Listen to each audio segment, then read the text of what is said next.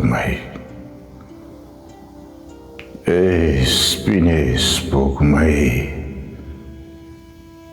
یو ځلې خو د دې تورو تورو وریځو نه راوخانده، راووځه. زړه مې وچاود له تیرو نه، غږ مې اورې.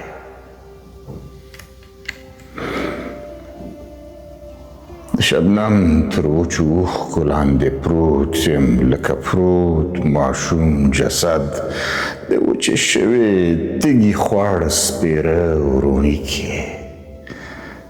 لاس دې راکړه،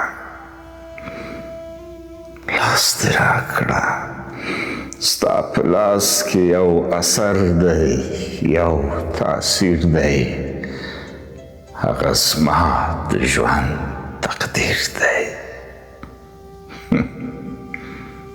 لاس دې راکړه، ما در واخله، ما در پورته کړه اسمان ته، د سپینو سپینو ستورو شین جهان ته.